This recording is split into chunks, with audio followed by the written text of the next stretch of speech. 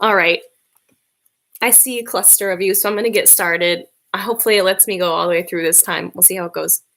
Okay. So I'm going to do the Hunger Games. I'm going to do just chapter 1 today.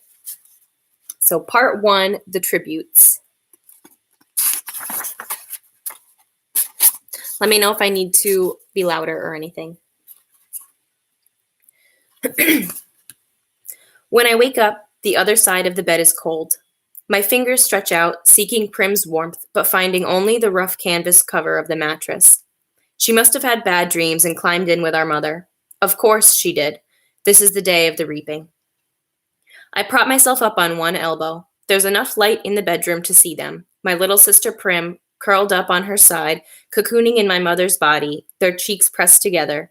In sleep, my mother looks younger, still worn, but not so beaten down.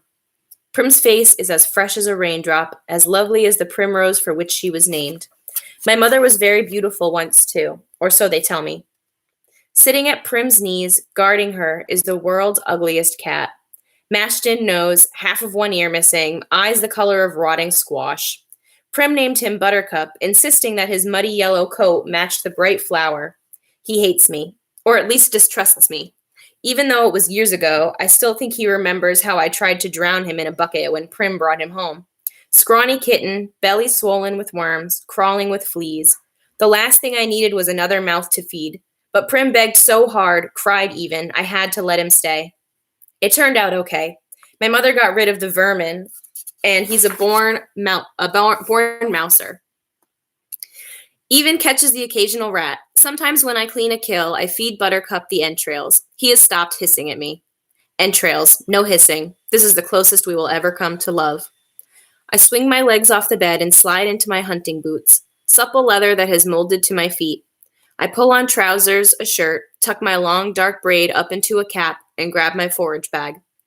On the table, under a wooden bowl to protect it from hungry rats and cats alike, sits a perfect little goat cheese wrapped in basil leaves. Prim's gift to me on reaping day. I put the cheese carefully in my pocket as I slip outside. Our part of District 12, nicknamed the Seam, is usually crawling with coal miners heading out to the morning shift at this hour. Men and women with hunched shoulders, swollen knuckles, many of who have long since stopped trying to scrub the coal dust out of their broken nails, the lines of their sunken faces. But today the black cinder streets are empty. Shutters on the squat gray houses are closed. The reaping isn't until 2. May as well sleep in, if you can. Our house is almost at the edge of the seam. I only have to pass a few gates to reach the scruffy field called the meadow. Separating the meadow from the woods, in fact, enclosing all of District 12, is a high chain-link fence topped with barbed wire loops. In theory, it's supposed to be electrified 24 hours a day as a deterrent to the predators that live in the woods, packs of wild dogs, lone cougars, bears, that used to threaten our streets. But since we're lucky to get 2 or 3 hours of electricity in the evenings, it's usually safe to touch. Even so, I always take a moment to listen carefully for the hum that means the fence is live. Right now, it's silent as a stone. Concealed by a clump of bushes, I flatten out on my belly and slide under a 2-foot stretch that's been loose for years. There are several other weak spots in the fence, but this one is so close to home I almost always enter the woods here. As soon as I'm in the trees, I retrieve a bow and sheath of arrows from a hollow log. Electrified or not, the fence has been successful at keeping the flesh eaters out of the District 12. Inside the woods, they roam freely, and there are added concerns like venomous snakes, rabid animals, and no real paths to follow. But there's also food if you know how to find it. My father knew, and he taught me some before he was blown into bits in a mine explosion. There was nothing even to bury. I was 11 then. 5 years later, I still wake up screaming for him to run. Even though trespassing in the woods is illegal and poaching carries the severest of penalties, more people would risk it if they had weapons. But most are not bold enough to venture out with just a knife. My bow is a rarity, crafted by my father, along with a few others that I keep well hidden in the woods, carefully wrapped in waterproof covers. My father could have made good money selling them, but if the officials found out, he would have been publicly executed for inciting a rebellion. Most of the peacekeepers turn a blind eye to the few of us who hunt because they're as hungry for fresh meat as anybody is. In fact, they're among our best customers. But the idea that someone might be arming the seam would never have been allowed. In the fall, a few brave souls sneak into the woods to harvest apples, but always in sight of the meadow, always close enough to run back to the safety of District 12 if trouble arises. District 12, where you can starve to death in safety, I mutter. Then I glance quickly over my shoulder. Even here, even in the middle of nowhere, you worry someone might overhear you. When I was younger, I scared my mother to death, the things I would blurt out about District 12, about the people who rule our country, Pan Am, for the far-off city called the capital. Eventually, I understood this would only lead us to more trouble, so I learned to hold my tongue and to turn my features into an indifferent mask so that no one could even read my thoughts. Do my work quietly in school, make only polite small talk in public market, discuss little more than trades in the hob, which is the black market where I make most of my money. Even at home, where I am less pleasant, I avoid discussing tricky topics, like the reaping or food shortages or the Hunger Games. Prim might begin to repeat my words, and then where would we be? In the woods waits the only person with whom I can be myself, Gale. I can feel the muscles in my face relaxing, my pace quickening as I climb the hills to our place, a rock ledge overlooking a valley. A thicket of berry bushes protects it from unwanted eyes. The sight of him waiting there brings on a smile. Gale says I never smile except in the woods. Hey, Catnip, says Gale. My real name is Katniss, but when I first told him, I had barely whispered it, so he thought I'd said catnip. Then when this crazy lynx started following me around the woods looking for handouts, it became his official nickname for me. I finally had to kill the lynx because he scared off game. I almost regretted it because he wasn't bad company, but I got a decent price for his pelt. Look what I shot. Gale holds up a loaf of bread with an arrow stuck to it, and I laugh. It's real bakery bread, not the flat, dense loaves we make from our grain rations. I take it in my hands, pull out the arrow, and hold the puncture in the crust to my nose, inhaling the fragrance that makes my mouth flood with saliva. Fine bread like this is for special occasions. It's still warm, I say. He must have been at the bakery at the crack of dawn to trade for it. What did it cost you? Just a squirrel. Think the old man was feeling sentimental this morning, says Gale. Even wished me luck. Well, we all feel a little closer today, don't we? I say, not even bothering to roll my eyes. Prim left us a cheese, I pull it out. His expression brightens at the treat. Thank you, Prim. We'll have a real feast. Suddenly, he falls into a capital accent as he mimics Effie Trinket, the maniacally upbeat woman who arrives once a year to read out the names at the reaping. I almost forgot. Happy Hunger Games! He plucks a few blackberries from the bushes around us. And may the odds, he tossed a berry in a high arc toward me. I catch it in my mouth and break the delicate skin with my teeth. Then the sweet tartness explodes across my tongue. Be ever in your favor. I finish with equal verve. We have to joke about it because the alternative is to be scared out of your wits. Besides, the capital accent is so affected, almost anything sounds funny in it. I watch as Gale pulls out his knife and slices the bread. He could be my brother. Straight black hair, olive skin. We even have the same gray eyes, but we're not related, at least not closely. Most of the families who work in the mines resemble one another this way. That's why my mother and Prim, with their light hair and blue eyes, always look out of place. They are. My mother's parents were part of the small merchant class that caters to officials, peacekeepers, and the occasional scene customers. They ran an apothecary shop in the nicer part of District 12. Since almost no one can afford doctors, apothecaries are our healers.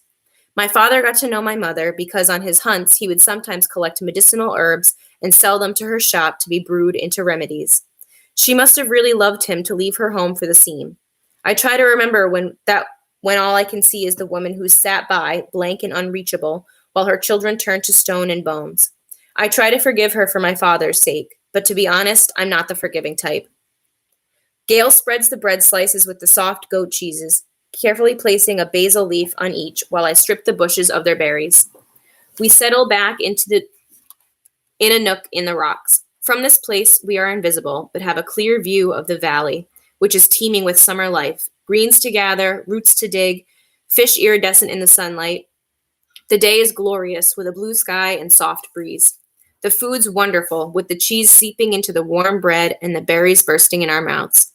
Everything would be perfect if this really was a holiday, if all the day off meant was roaming the mountains with Gale, hunting for tonight's supper. But instead, we have to be standing in the square at 2 o'clock, waiting for the names to be called out. We could do it, Gale says quietly. What? I ask. Leave the district. Run off. Live in the woods. You and I, we could make it, says Gail. I don't know how to respond. The idea is so preposterous. If we didn't have so many kids, he adds quickly. They're not our kids, of course, but they might as well be. Gail's 2 little brothers and a sister. Prim. And you may as well throw in our mothers, too, because how would they live without us? Who would fill those mouths that are always asking for more? With both of us hunting daily, there are still nights when the game has to be swapped for lard or shoelaces or wool. Still nights when we go to bed with our stomachs growling. I never want to have kids, I say. I might if I didn't live here, says Gail. But you do, I say, irritated. Forget it, he snaps back. The conversation feels all wrong. Leave? How could I leave Prim, who is the only person in the world I'm certain I love?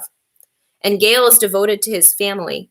We can't leave, so why bother talking about it? And even if we did, where did this stuff about having kids come from? There's never been anything romantic between Gail and me.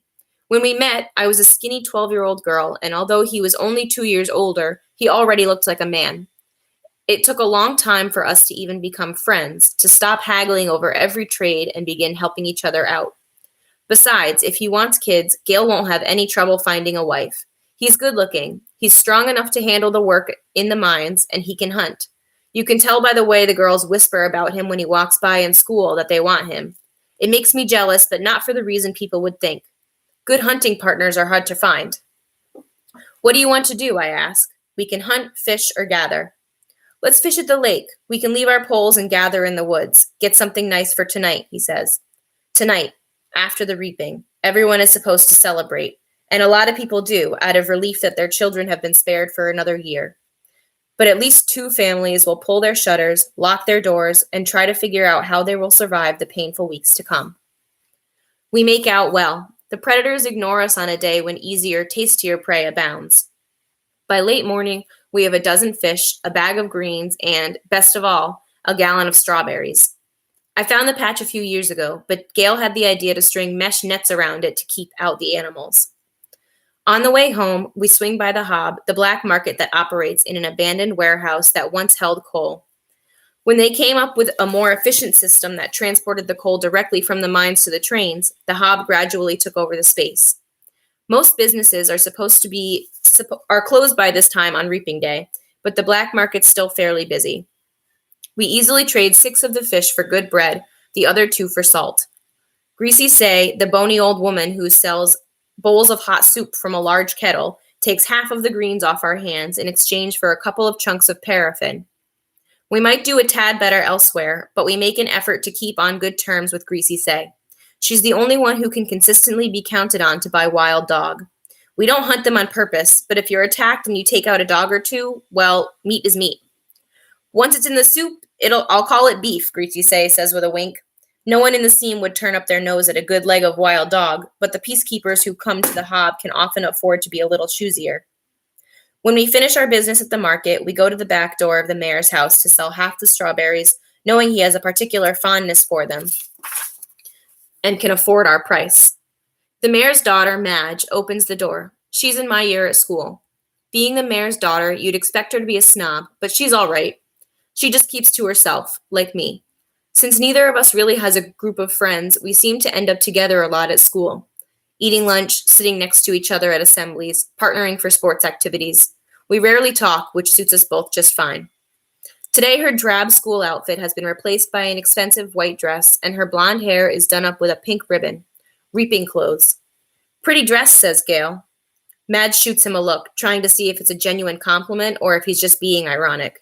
It is a pretty dress, but she would never be wearing it ordinarily. She presses her lips together and then smiles. Well, if I end up going to the Capitol, I want to look nice, don't I? Now it's Gail's turn to be confused. Does she mean it, or is she messing with him? I'm guessing the second. You won't be going to the Capitol, says Gail coolly. His eyes land on a small circular pin that adorns her dress. Real gold, beautifully crafted. It could keep a family in bread for months. What can you have? 5 entries? I had 6 when I was just 12 years old. That's not her fault, I say. No, it's no one's fault. Just the way it is, says Gail. Madge's face has become closed off. She puts the money for the berries in my hand. Good luck, Katniss. You too, I say, and the door closes. We walk toward the seam in silence. I don't like that Gale took a dig at Madge, but he's right, of course. The reaping system is unfair, with the poor getting the worst of it. You become eligible for the reaping the day you turn 12. That year, your name is entered once. At 13, twice. And so on until you reach the age of 18, the final year of eligibility, when your name goes into the pool 7 times. That's true for every citizen in all 12 districts in the entire country of Pan Am. But here's the catch. Say you were poor and starving as we were. You can opt to add your name in more times in exchange for a tesserae. Each tesserae is worth a meager year's supply of grain and oil for one person. You may do this for each of your family members as well. So at the age of 12, I had my name entered 4 times.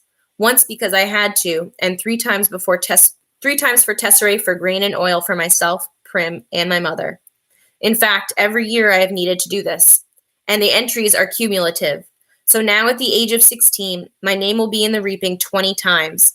Gale, who is 18 and has been either helping or single-handedly feeding a family of 5 for 7 years, will have his name in 42 times. You can see why someone like Madge, who has never been at risk of needing a tesserae, can set him off. The chance of her name being drawn is very slim compared to those of us who live in the seam.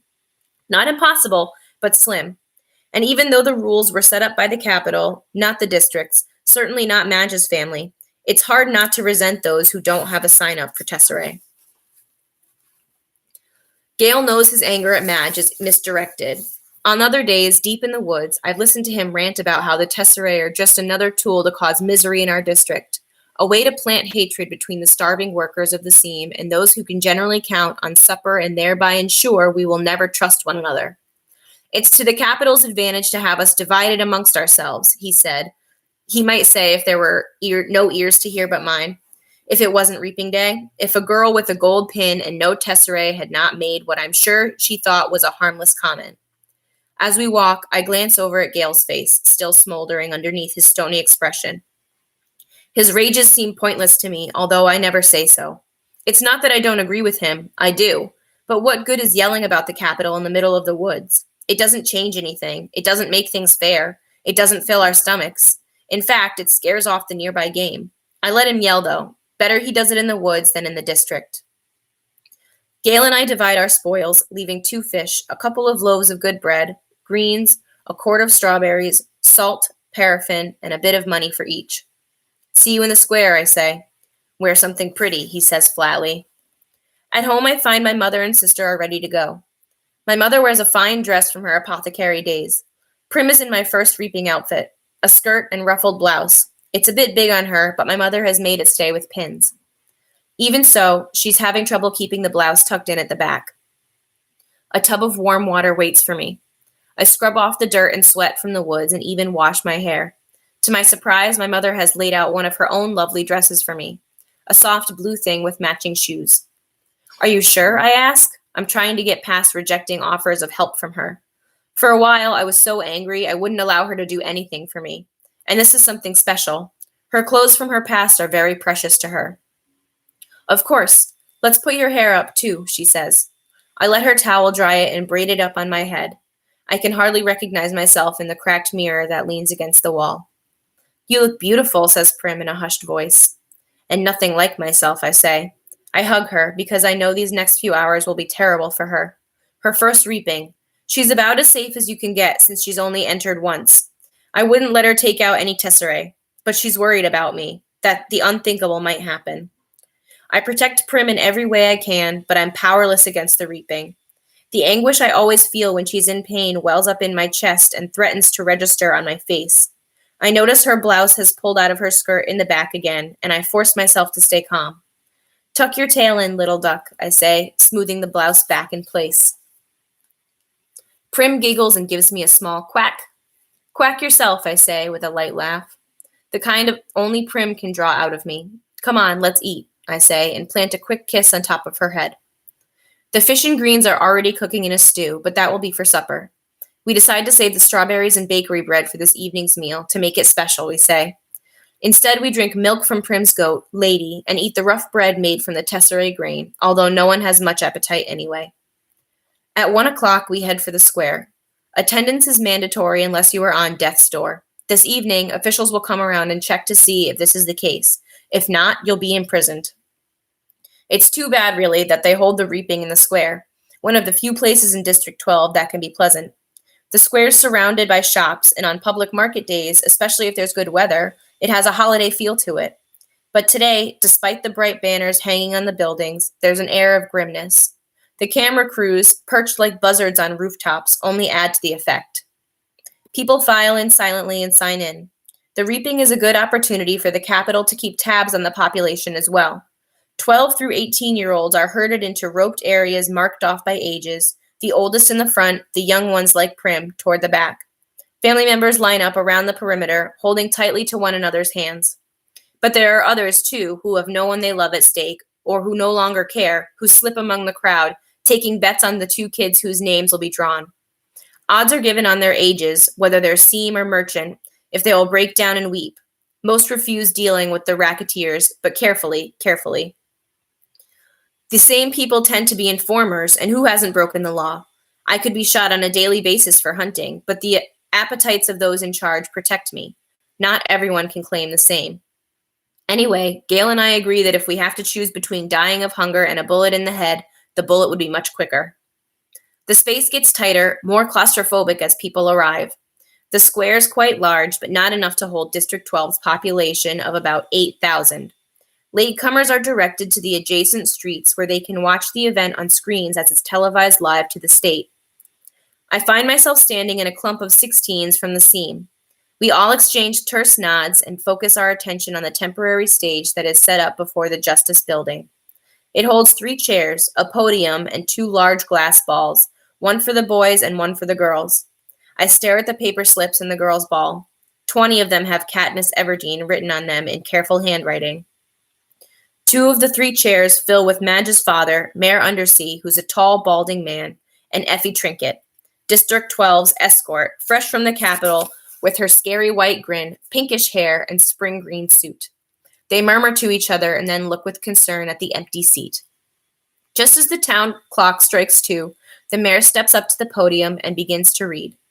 It's the same story every year. He tells the history of Panem, the country that rose up out of the ashes of a place that was once called North America. He lists the disasters, the droughts, the storms, the fires, the encroaching seas that swallowed up so much of the land, the brutal war for what little sustenance remained. The result was Panem, a shining capital ringed by 13 districts, which brought peace and prosperity to its citizens. Then came the dark days, the uprising of the districts against the capital. 12 were defeated, the 13th obliterated. The Treaty of Treason gave us the new laws to guarantee peace, and as our yearly reminder that the dark days must never be repeated, it gave us the Hunger Games. The rules of the Hunger Games are simple. In punishment for the uprising, each of the 12 districts must provide 1 girl and 1 boy, called tributes, to participate. The 24 tributes will be imprisoned in a vast outdoor arena that could hold anything from a burning desert to a frozen wasteland. Over a period of several weeks, the competitors must fight to the death. The last tribute standing wins. Taking the kids from our districts, forcing them to kill one another while we watch. This is the Capitol's way of reminding us how totally we are at their mercy. How little chance we would stand of surviving another rebellion.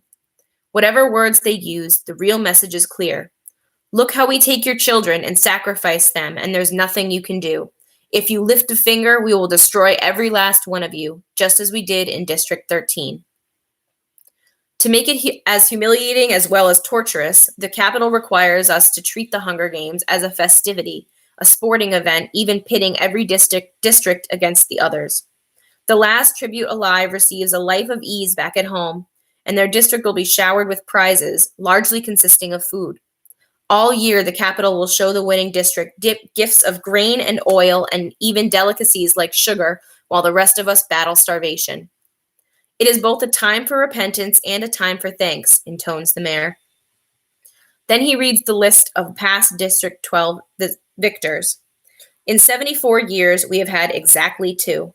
Only one is still alive. Hamish Abernathy, a paunchy, middle-aged man who at this moment appears hollering something unintelligible, staggers onto the stage, and falls into the 3rd chair. He's drunk. Very. The crowd responds with its token applause, but he's confused and tries to give Effie Trinket a big hug, which she barely manages to fend off.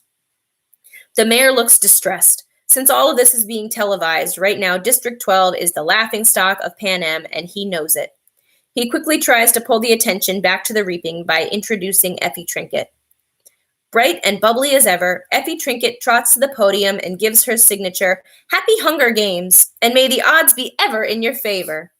Her pink hair must be a wig because her curls have shifted slightly off-center since her encounter with Hainich.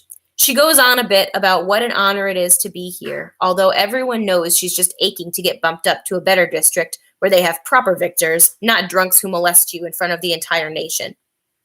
Through the crowd, I spot Gail looking back at me with a ghost of a smile. As reapings go, this one at least has a slight entertainment factor, but suddenly I am thinking of Gail and his 42 names in that big glass ball and how the odds are not in his favor. Not compared to a lot of the boys, and maybe he's thinking the same thing about me because his face darkens and he turns away. But there are still thousands of slips. I wish I could whisper to him. It's time for the drawing.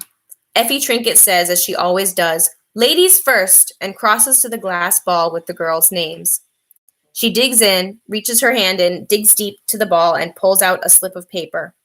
The crowd draws in a collective breath, and then you can hear a pin drop, and I'm feeling nauseous and so desperately hoping that it's not me, that it's not me, that it's not me. Effie Trinket crosses back to the podium, smooths the slip of paper, and reads out the name in a clear voice. And it's not me.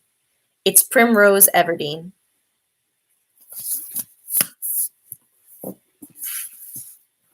So that's where I'm going to stop for today. That was pretty close to a half hour.